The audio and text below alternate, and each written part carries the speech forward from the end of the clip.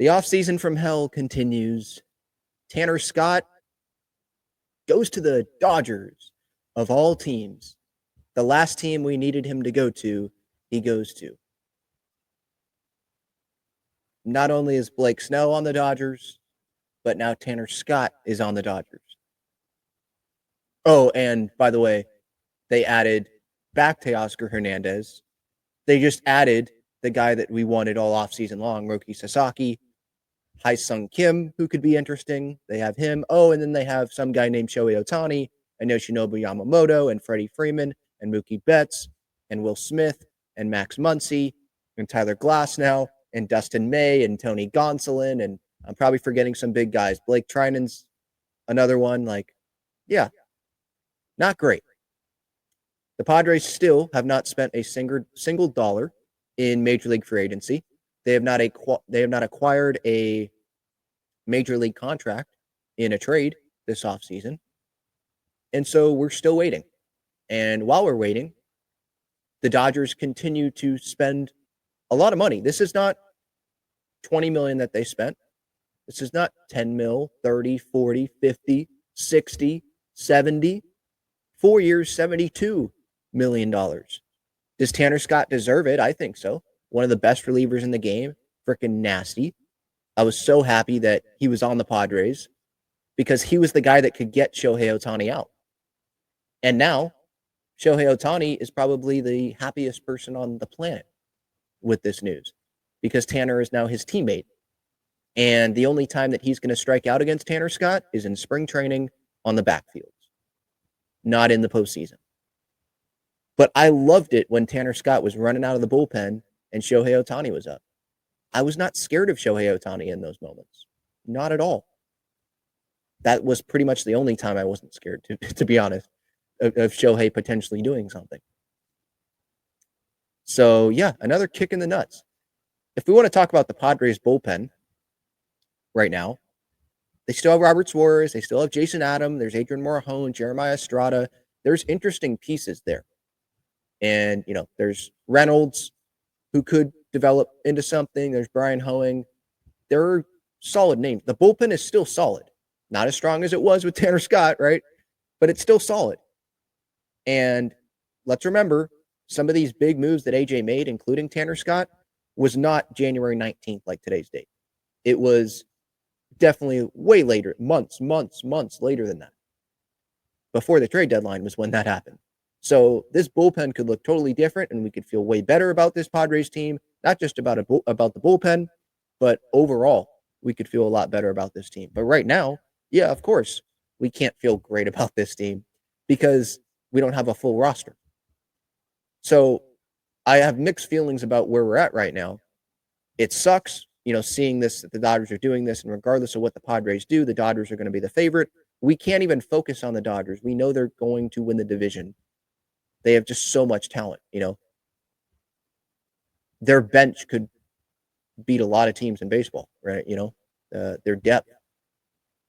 So it must be nice, again, to have that TV deal and all that money and Andrew Friedman to be able to, seems like not have much restriction on what he can and can't do, or what he can do, I should say. Not a whole lot of cap restrictions at all on what you can do. Must be great. But if you're the Padres, got to do what we did this past season and find those smaller, overlooked pieces, maybe undervalued guys, and bring something out of them that you feel like you can get out of them, which the Padres were able to do with some guys this past season. And don't worry about the Dodgers in the regular season.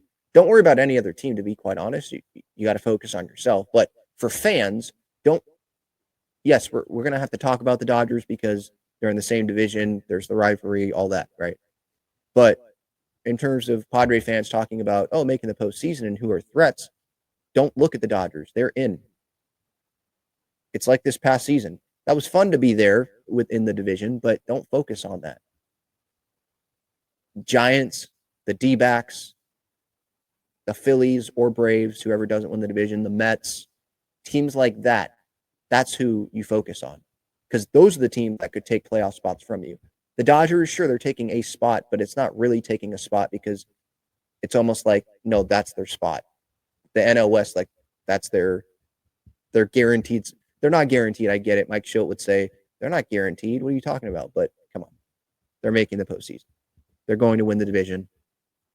Even if they don't win the division and like we shock them or the Giants or D-backs win the division, they're making the playoffs. So they're taking a spot. So really, it's about the other spots. The other 3 spots that are up for grabs. Then, not including the NL West. So Tanner Scott this past year, 84 punchouts in 72 innings, a 1.75 ERA. He was nasty with the Padres. He was nasty with the Marlins. He didn't give up any runs in the postseason. And he faced the Dodgers in 4 of the 5 games in the NLDS and gave up 0 runs. Not just earned runs, but 0 runs in total. In those Dodger games, he struck out 5 guys. And he owned Shohei. And now he gets to own him on the backfields, but now they can be teammates. So, yeah. What I kind of take away from this is, like, I saw Jeff Passan's tweet. When Tanner Scott's deal is made official, the Dodgers' luxury tax payroll for 2025 will exceed $375 million. That is about $70 million more than the next highest team, the Phillies. The Yankees are the only other team with a CBT payroll projected to be over $300 million. So when I look at that, it's like, I think about, like, fairness. NFL is super popular. And I'm not saying Major League Baseball is going to get there, but what's on the NFL side, I'm not talking about scheduling and they play not as many games. So, like, more games are important. More fans can be engaged because it's once a week. That sort of stuff. I'm not talking about that. But you can't just spend your way to a championship. You got to do it smart. And sure, you're going to have big contracts with your quarterback and stuff like that. But teams that are look at the Washington Commanders, and I think they're going to be they beat Detroit last night, and they're going to be in the NFC Championship. Good for them. They sucked. They were bottom of the league, and now look what they're doing. The Miami Marlins can't do that. If they wanted to spend a ton of money with the free agents, and let's say they spent $800 million and brought in Juan Soto or something like that. Are they going to go win the World Series now? They're not. Like, it would take time here. And some teams just don't have the advantage that the Dodgers do. And maybe some would be like, hey, life's not fair, Ben. Okay.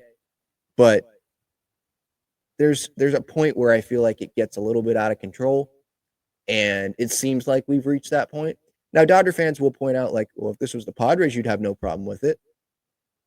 I'd be super happy for sure. But I think, how should I word this? Like, reasonable Dodger fans probably look at this and be like, yeah, this may be a little much. And I'm talking about reasonable, where you can look at it from another team's point of view, or you're not a fan of anyone. You're just looking at Major League Baseball and you're like, all right, this is a little much. And so I looked up the CBT numbers, and this year the luxury tax threshold is $241 million, which is up from $237 from 2024. The Padres are going to be under that. And I'm fine. I'm not saying that has to be the cap. I'm not saying that at all. But then you go down to the penalties, the surcharge threshold for clubs that exceed the base threshold by 20 million or more. If you exceed it by 20 to 40 million, 12% surcharge. If you exceed it from 40 to 60 million, 42.5% surcharge for the first year, 45% for each consecutive year after that. 60 million or more, 60% surcharge. And so what I'm feeling like, again, I'm not putting a cap at what was I saying? 241 for 2025. I'm not doing that, but how about like $60 million above the threshold? All right, that's the cap. So you can spend over it and spend a ton of money on your roster. I'm not restricting you from doing that.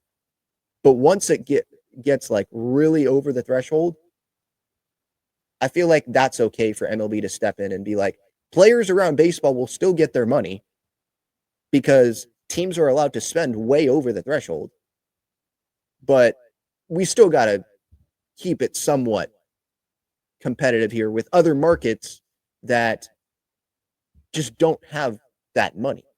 I'm not trying to excuse the markets that do have money and they're choosing not to spend, because we know that there are markets there. But I'm just saying that some that literally cannot compete with that, to make it a little bit more fair. That's what I would propose. Maybe it should be like 40 million over the threshold, not 60. But I still want teams to be able to spend. Like, if you can spend, then great on you. Like, I'm not saying good on the Dodgers for spending money. You know, they just won the World Series. They don't have to be doing this. They still have a really talented team without these guys. So, you know, props to them for continuing to do this. But it must be nice to have that advantage over every other team pretty much in the league, you know? So, yeah, this one freaking sucks. Roki sucked for sure, because that was someone that maybe could have actually joined the Padres. I never thought Tanner Scott was going to join the Padres, so I would say Roki sucks more than Tanner Scott.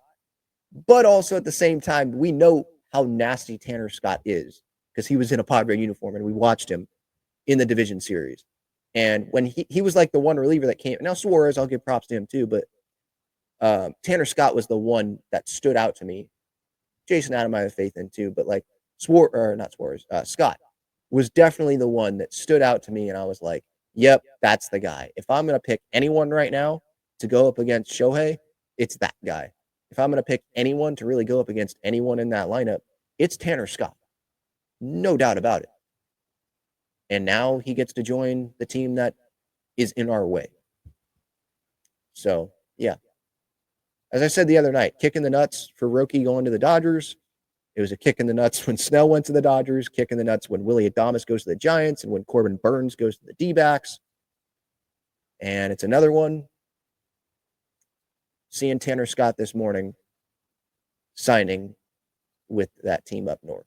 So I'm sure Dodger fans are going to have a lot of comments here and have fun with that. You know, good for you that you picked or you grew up in the right area to root for that team, or you know, you live in San Diego and somehow are a Dodger fan, and I guess have fun with that too.